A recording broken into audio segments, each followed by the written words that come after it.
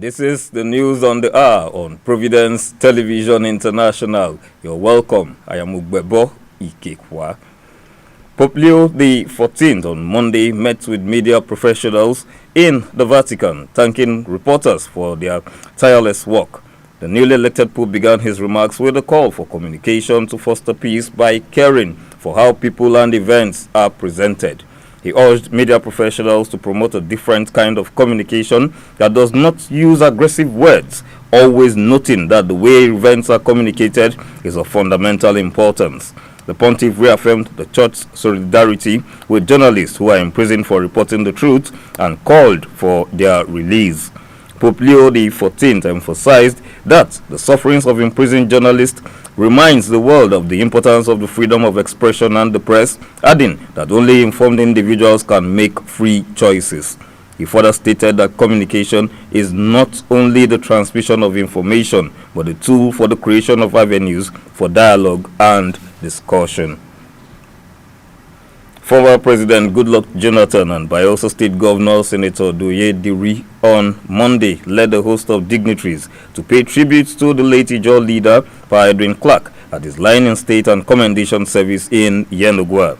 Prominent Ijaw leaders and traditional rulers gathered to celebrate the legacy of the revered elder statesman who passed away on February 17, 2024 at the age of 97.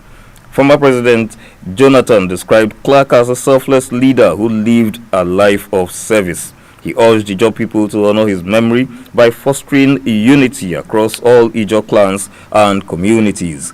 Governor Diri hailed the late Clark's unwavering commitment to justice, development, and the Ijaw cause. He announced that Bayelsa State Executive Council has set up a committee to consider naming iconic streets and structures after Clark and other Ijaw heroes, including Jonathan, as part of efforts to immortalize their contributions. The World Bank has described Nigeria's 2025 federal budget as overly ambitious, warning that the federal government may be forced to turn to the Central Bank of Nigeria's Ways and Means facility to finance likely revenue shortfalls. The bank gave this warning on Monday during the public presentation of its latest Nigeria Development Update report titled Building Momentum for Inclusive Growth in Abuja. President Bola Tinubu signed the 2025 Appropriation Act into law, approving a record budget of 54.99 trillion naira, the highest in Nigeria's history. The United Kingdom government has unveiled a sweeping set of immigration reforms aimed at reducing net migration by 100,000 people each year. The new migration white paper released on Monday outlined changes across work visas, international study, asylum policy, enforcement, and long-term settlement. One of the most significant changes is that legislation will be brought in to make clear that the government and parliament, not courts, determine who should stay, tackling the misuse of Article 8, which is the right to family life, to block deportations.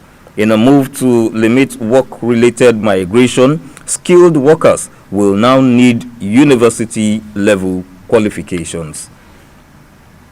Edo State People's Democratic Party, the PDP, has criticized the ruling All Progressive Congress, APC, in the state for celebrating the defection of the Speaker of the State House of Assembly, Right Honorable Blessed Agbebaku, from the PDP to the APC. Addressing the press conference at the PDP State Secretariat in Benin City, the Caretaker Committee Chairman, Dr. Tony Ezegbeni, disclosed that before the Speaker's defection, the PDP had noticed his efforts to undermine the party. Dr. Ezegbeni, however, accepted responsibility for the party's failure to take stronger action when it noticed the Speaker's anti-party tendencies. He emphasized that the Speaker had been working for the APC for a long time and the celebration of his defection was only a desperate spectacle designed to impress the President and the APC leadership. A socio-political group in Edo State, Owan Conscience, has rejected the purported automatic ticket granted to Senator Adams Oshiomhole during a recent meeting of the All Progressive Congress leaders in Iyamo.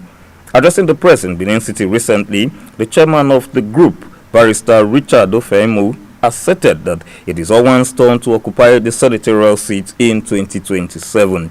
He noted that since 1960, the Isako Sobeknik Group has held the Edo North senatorial seat for 31 years, while Akuko Edo and Owan have only held it for 4 years each. A statement signed by Barrister Ofeemu and 6 others condemned the endorsement of Senator Oshiomhole for a second term, describing it as unjust and insensitive. The Flying Eagles have secured a spot in the semi-finals of the ongoing CAF Under-20 Africa Cup of Nations tournament holding in Egypt, and also sealed a spot at this year's FIFA Under-20 World Cup after beating defending champion Senegal 3-1 on penalties in their quarter-final encounter on Monday. The Flying Eagles goalkeeper, Ebenezer Hakot, was the Flying Eagles hero, saving 2 penalties in the shootout to help Nigeria win the game. The Flying Eagles reached the quarter-finals as the second-best team in Group B behind Morocco. Super Eagles striker and KRC Genk player Tolu Arokodare has won the 2024-2025 Ebony Shoe Award in Belgium. Arokodare claimed the award meant for the best African player in the European country on Monday. The 24-year-old has scored 20 goals in the Belgian Jupiter Pro League. I'll take that again. The 24-year-old has scored 20 goals in the Belgian Jupiler Pro League and is the second leading goal scorer in the competition. He helped Genk finish top in the regular 2024-25 season, but their campaign suffered a setback in the championship playoffs. Arokodare became the 7th Nigerian player to win the award, the latest since Paul Onuachu won the prize in 2021.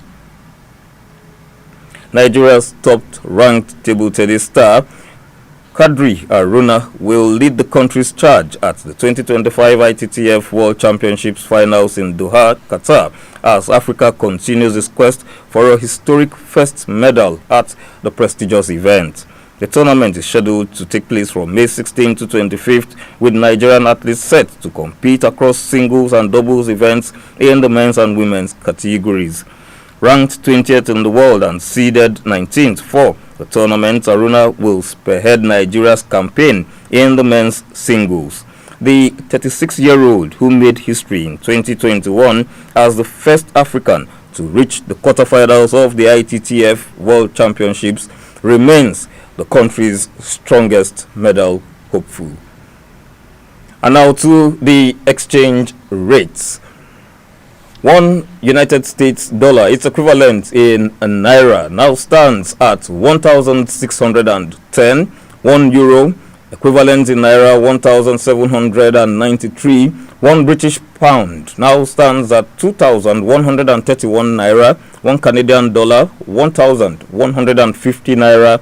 And the equivalent of an Australian dollar to the naira is now 1,035. And that's the news on the hour on Providence Television International. Thanks for watching. Please stay tuned.